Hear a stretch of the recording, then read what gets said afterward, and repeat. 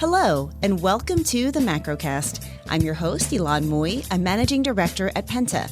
My co-hosts today are John Fagan and Brendan Walsh of Markets Policy Partners.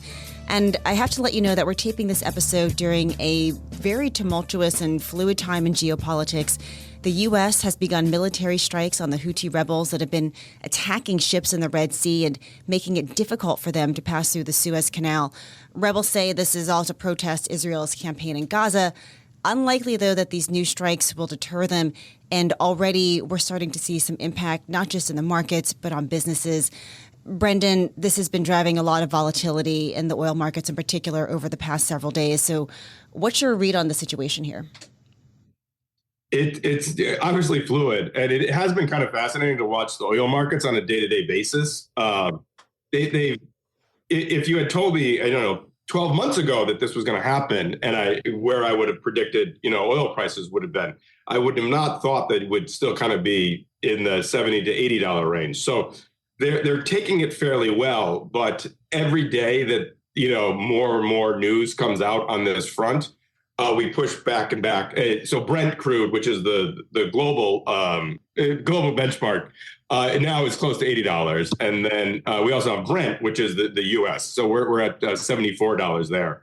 But every day for the previous couple of weeks, we've kind of the oil markets have looked through it, but now I think we're realizing that this thing might be lasting longer, and more importantly, it could result in supply chain disruptions.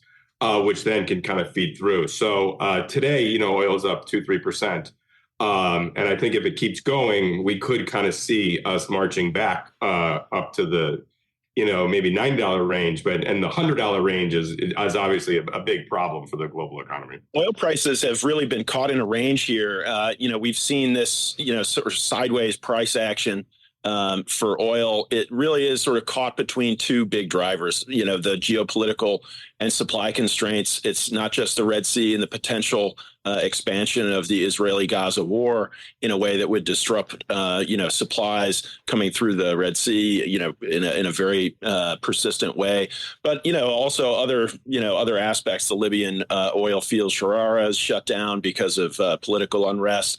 And, and then there's the sort of broad uncertainty around the China-Taiwan. Now, that's a tail risk, but, super low percentage, but high risk. Geopolitics is keeping oil prices elevated. There's a risk premium there. OPEC has, not been particularly forceful in recent meetings, but is still on the job, putting support under the market. And on the other side of the equation has been concerns about demand. And, it's not the U.S. economy has tended to outperform, but Europe is, by the most recent readings, potentially going into next year in a technical recession. China, which is a big swing, demand source, has been kind of flat on its back this past year in terms of growth, and there's not really a lot of expectation for it to get better. We got a big chunky build in the U.S. Oil stockpiles in this last round of data releases. So it's kind of been... And John, I would also add to that, U.S. production has been much larger than kind of anyone would have predicted.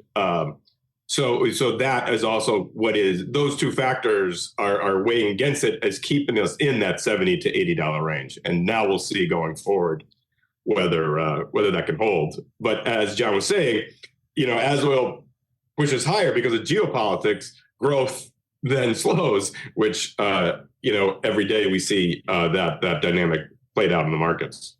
Yeah, Ian Bremmer of the Eurasia Group is talking about the potential for not a recession caused by a Fed policy mistake, but a geopolitical recession possibly happening this year just because of all the volatility, uncertainty, and turmoil that we're seeing, as we're talking about right now, across the Middle East. Even here at home, lots of volatility happening on Capitol Hill right now. So it seems like there's just this heightened period of uncertainty, which we talk about a lot, but it just is really hitting home right now. And I wonder, when that starts to have that real impact on businesses. We heard in the past few hours that Tesla is going to be halting production at its factory in Germany. I think it's its largest factory across Europe for 2 weeks because it can't get the parts that it needs because of the delays from the blockades and the attacks in the Red Sea. So curious, guys, what you're thinking about how this might ripple through other industries beyond the oil markets even. Yeah, I mean, that supply chain having to redirect shipping away from the Red Sea and down around the Horn of the Cape of Good Hope. These are not. It's about 40% longer. Yeah, and insurance rates on shipping. And this is the kind of thing that, in the immediate term, we're not going to see it show up in necessarily in stock prices. It's hard to quantify the kind of impact that these come in. It's something that you would see maybe in earnings season when we get the first quarter results. But, sort of a broad sense of unease, a sense that, with energy prices being propped up here with, supply chain snarls, it's a junior varsity version of, the kind of dynamics that led to that big spike in inflation. And so although the Fed, and we'll talk a little bit more about the data that came in this week, although the Fed must be looking at the incoming CPI, consumer price and producer price index data and feeling pretty good about it, that's looking in the rearview mirror and looking out ahead, seeing some of these dynamics that could end up causing, if at least a slowdown in the improvement of inflation, if not a reversal in some of the progress that they've made, the Fed is, less likely to have conviction enough to start cutting aggressively. And as we've said, as we've talked again and again about, the markets are highly convicted that the Fed is ready to start slashing interest rates as early as March. And this is the kind of uncertainty that could potentially keep the Fed on hold and waiting and watching. But, that's, it remains to be seen. Team Transitory obviously may feel a little bit vindicated here, given the dynamics, right, but that doesn't mean they can be complacent about the kinds of dynamics that we're seeing coming back into global supply chains and energy prices. And this PPI report that just came out is a perfect example of geopolitics kind of screwing up a good forward-looking indicator. So the producer price index usually kind of leads the consumer prices by 3-4 months, because this is what the producers are doing, and then it feeds through. And this producer price for December came in well below expectations. For the headline, it was actually down a tenth, and that was because goods prices were flat. Good prices were down 0.4%, and services were flat. So if you're the Fed, you're looking, oh, good. The supply chains are fine. Goods prices are going to come down. That's going to feed through to consumer. But this is what used to be a forward-looking indicator. But January is obviously very different geopolitically than December. So now you can't have necessarily that huge confidence that those good prices are going to continue to drag down both producer prices and, in the future, consumer prices. So this, if you take away geopolitics, was a great number, because this number also feeds into the PCE price index, which is the Fed's preferred index. So you kind of take the numbers from the CPI and the PPI, and you can figure out what the PCE is going to be, because they use the same numbers, but they weight them different.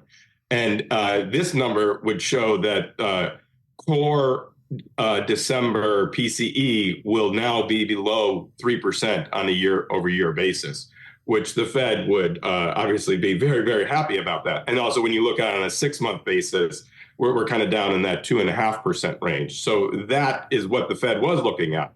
But now you have to, if you're the Fed and markets, question whether, especially the good price deflation is going to be able to sustain.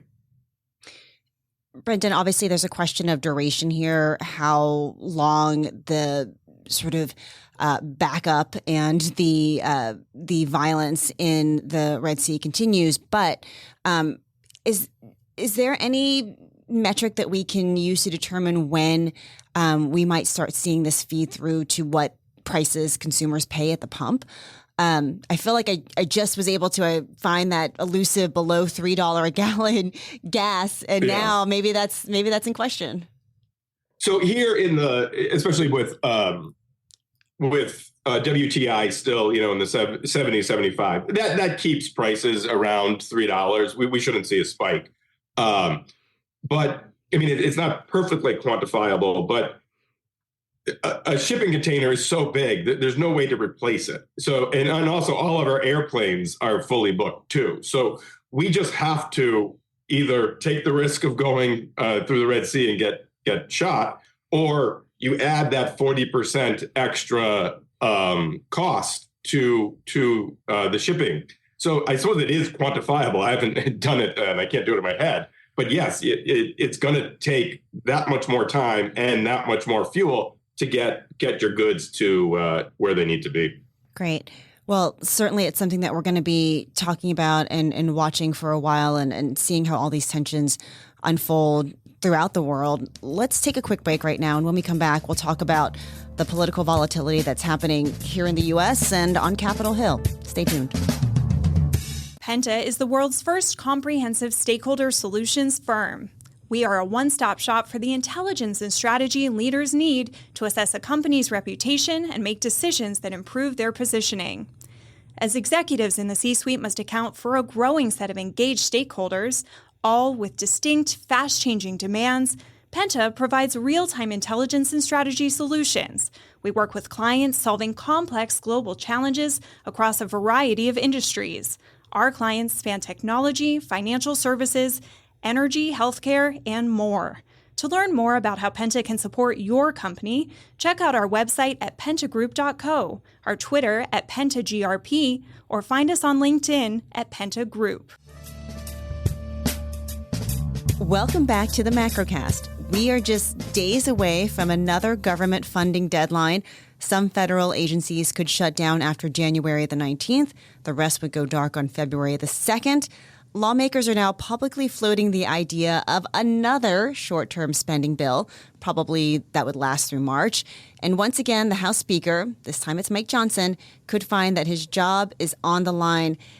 John, I don't even know where to start with this one because it just feels like, the umpteenth chapter of this saga that's played out over and over and over again. 15 times for House Speaker Kevin McCarthy before he became Speaker, played out again in the fall, played out over the debt ceiling debate. But each time it feels like Republicans have been unable to agree amongst themselves on the direction of the nation's fiscal trajectory. And I almost wish it was only that they were fighting about, because then you could have a real policy debate. But the border, foreign aid, so many other factors have gotten wrapped into these government spending debates that they simply seem like an intractable mess. It's an absolute disgrace. I completely agree. And it's just an endless cycle. The likelihood of a short-term extension, I think, is relatively high. The questions about, can Mike Johnson survive the rebellion of the hard right? There's a sense that he's got a lot better chance than Kevin McCarthy. There was just a lot of baggage around McCarthy. It seems as though, and I'm not a political expert, but it seems as though, Speaker Johnson just has less baggage, less history, less, a little bit more trust. And it's just, is this, do they really want to go through another speaker, fight? Do they really want that nation to see them in all of the infighting and vituperative idiocy that is surrounding this process? It's just, there's a sense that, there's probably that Speaker Johnson's probably going to survive this just because of, the other option of bringing him down and going through another of these votes to pick a speaker is just too unpalatable, particularly in an election year when we've got the Iowa caucus in the middle of a polar vortex happening on Monday. There's the likelihood is that there's a fudge here coming. The CR, they kick the can, and then with the far right kicking and screaming, they get something done that looks a whole lot like the deal that McCarthy struck. And, it's just a, sound and the fury signifying not a whole lot. Do you agree with that outlook? Yeah, I mean, I thought about sort of going through all the ping ponging of who agreed to what when, and then who reneged on what when, and who may still be in the process of reneging on what when. But it's almost like we lose the thread, because the bottom line is that there seems to be a sort of limited number of outcomes. One is that we could be faced with another government shutdown, partial to start with, potentially full. Ultimately, that has sort of limited economic consequences. Eventually, the government opens back up. Eventually, workers get repaid.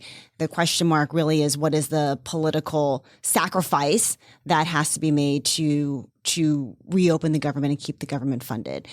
Is this political sacrifice going to be Mike Johnson? And if that is the case, what is the maximum deal that he would be willing to strike? Is the maximum deal a CR that lasts through March? That seems like a very you're potentially sacrificing a lot for a very little gain.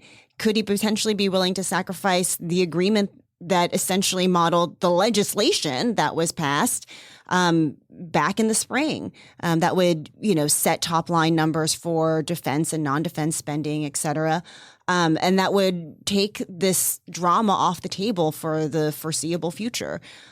One hopes that is the ultimate goal, that we're not just going to have go through all this drama for something that's a very short-term gain, that ultimately this is the time to actually pass a legislative vehicle, pass the appropriations in order to keep the government funded. And so we don't have to have this fight again over and over again on repeat through the November elections.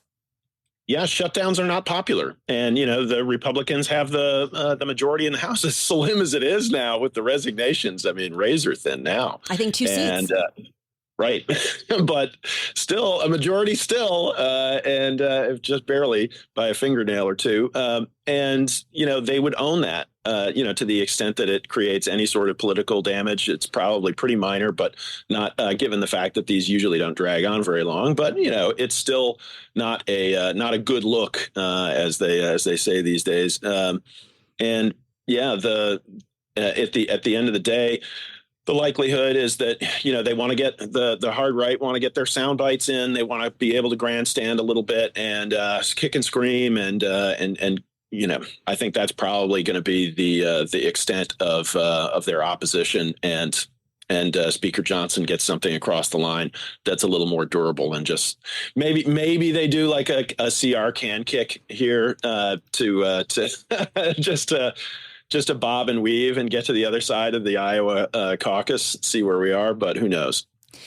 Interesting. I'm thinking too about, again, all roads lead to the Fed, about the calendar here. So the early discussion, though nothing has been set in stone at the time of this taping, is that we could see a short-term spending bill that lasts through maybe mid-March.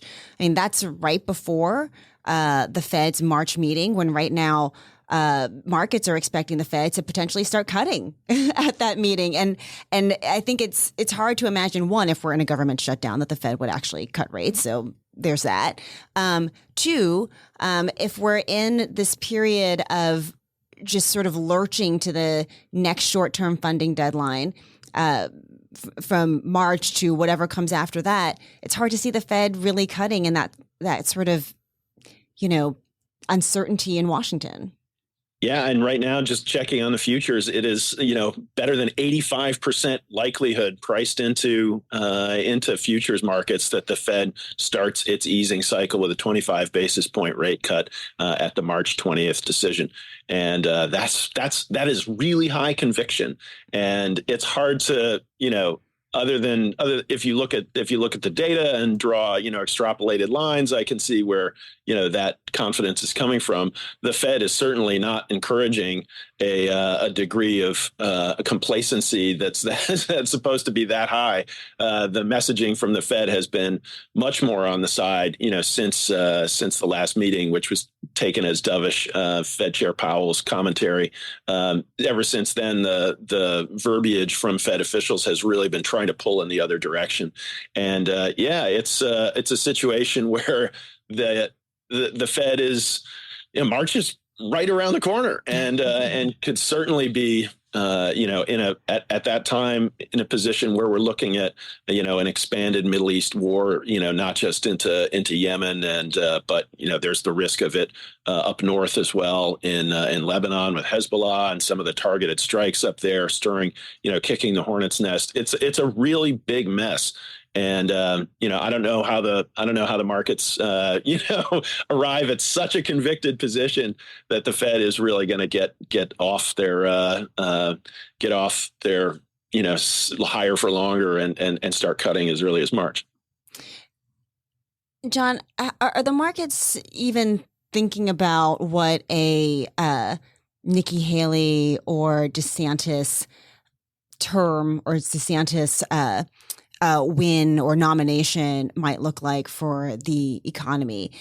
Thinking about the Iowa caucuses next week, and there's been so much sort of back and forth between, is Nikki Haley finally pulling above Ron DeSantis? Is Ron DeSantis out of steam? Can he still continue on? Has he lost his mojo? Is Nikki gaining it? So many different things, right? But the bottom line is, former President Donald Trump is still leading the pack with over 50% of voters saying that they support him.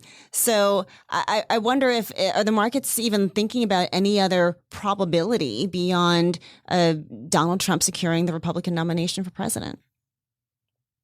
Yeah, it's a good question. At this point in the political cycle, the election, the presidential election outcome tends to be beyond the short-term investable horizon.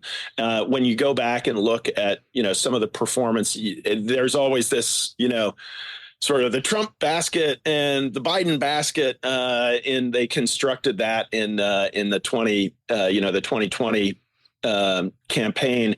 And if you look at something like, I'm just looking at it right now, going back and looking at the solar company ETF, which was a Biden trade, right?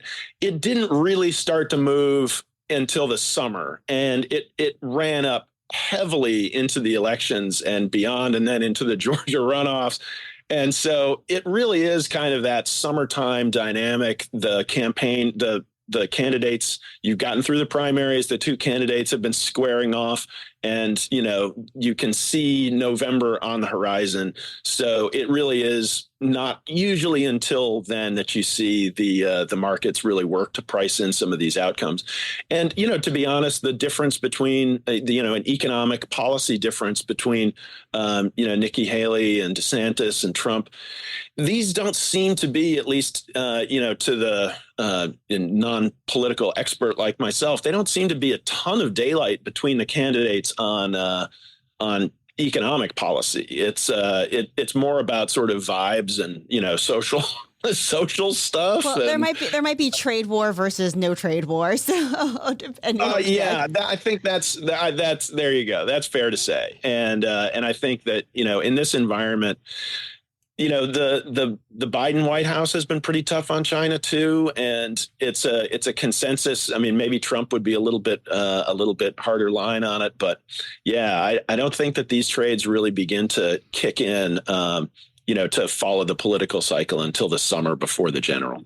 Yeah. And also bottom line for this year is that, no new major fiscal spending, right? We're talking about whether or not there's going to be a fiscal cut and what size there could be. And then, post November, big question mark. Donald Trump is a low rates guy, right? Yeah. But is also someone who, was very willing to see, big spending projects, touted the desire to have infrastructure week for many weeks of his presidency. So, there could be opportunities for potentially significant fiscal legislation and fiscal spending under probably either candidate. But we'll just have to see, because really all the positions and all the traditional stances that Republicans and Democrats had on these things seem to have flip-flopped so many different times. Yeah, they've kind of turned on their heads, and there's a lot of the chessboard of American politics has really been thrown up in the air over the last few years, and we're going to see, and maybe Iowa on Monday the Iowa caucus is potentially.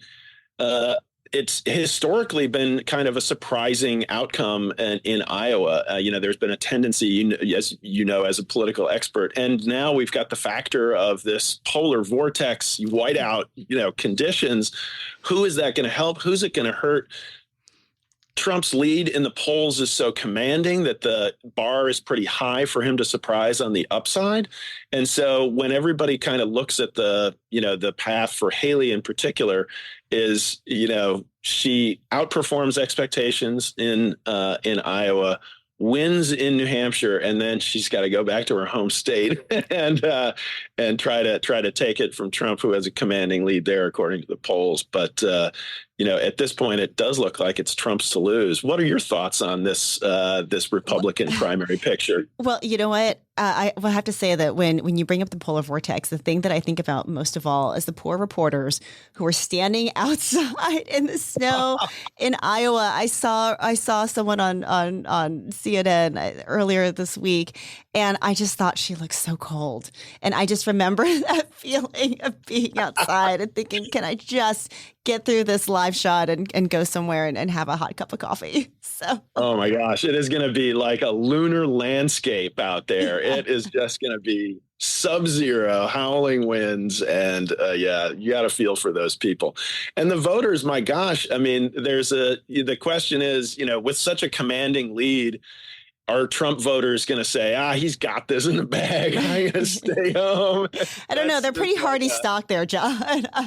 Yeah, Trump in a press conference said that opined that his supporters were so passionate they would crawl across broken glass to vote for him. But, a frozen tundra. Really, but as you know, Iowa is a kind of surprising. It's a place where a lot of surprises happen, and we shall see. Yeah. Well, taking the picture sort of globally for a moment after focusing in on Iowa, curious about what the economic picture looks like, not just here, but around the world. The World Bank came out with its global growth forecast this week and found that it is predicted to slow in 2024. Economic growth will fall to about 2.4% from 2.6% in 2023. And the World Bank pointed out that we sort of began the 2020s pre-COVID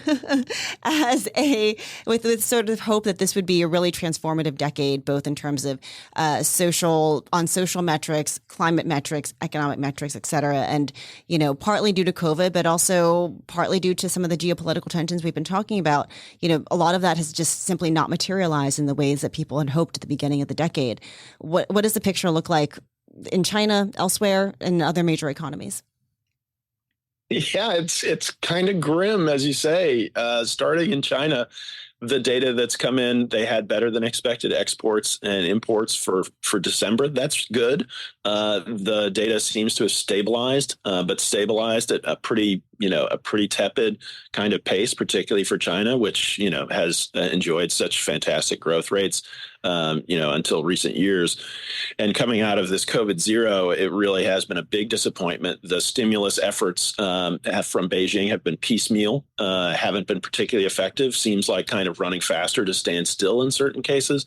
And every time, market participants, you see all the commentary from Wall Street. Oh, China has dramatically underperformed. Their stock markets sank last year when everything else rallied. This is the bottom, jump in now. And every time there's been, this inkling of hope about, the next set of data is going to look better. Beijing has gotten the property legacy debt problems under control, you just tend to get hit, it seems like, with another piece of bad news. And this week, it was the collapse of a prominent shadow bank.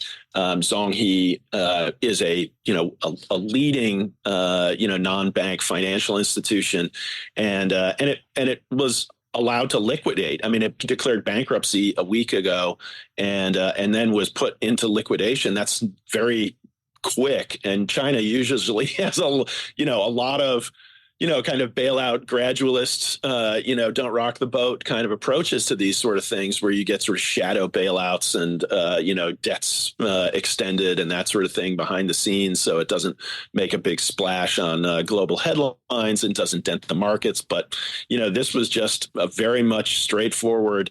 These guys collapsed and they're getting liquidated. That was that's weighed on Chinese stocks, which were really weak last year, in contrast to pretty much everywhere else in the world, and they've started out this year stumbling out of the gates. So it's not a pretty picture, although growth appears to have stabilized. That property sector issue keeps rearing its ugly head. When you look at Europe, we talked about it earlier in the demand context for energy, technical recession kind of conditions in Europe. Maybe this year is China's upswing a little bit better than last year, but Europe is probably kind of bouncing along the bottom here, and it's the big swing factor is just it's going to be the U.S. and is this a soft landing? That's really what everybody's betting on, but people are increasingly betting on a re-lift off of the economy, and that's that's based on we know it's not going to be fiscal spending, but a lot of that is probably owing to expectations for Fed easing, and the Fed cutting interest rates 150 to 125 basis points in a year would provide a meaningful cushion for the U.S. economy and for business activities. But is the Fed really going to deliver that? That's really one of the biggest swing factors this year. Yeah, and is it going to be up to the Fed alone to determine re-lift off? I love that term. We'll have to keep that one in rotation on the Macrocast. That does it for us today. I'm Ylan Mui with Penta. My co-hosts are Brendan and John of Markets Policy Partners. We hope that you enjoyed our show. And remember, you can always listen, like, and subscribe to the Macrocast wherever you get your podcasts. Thanks for listening.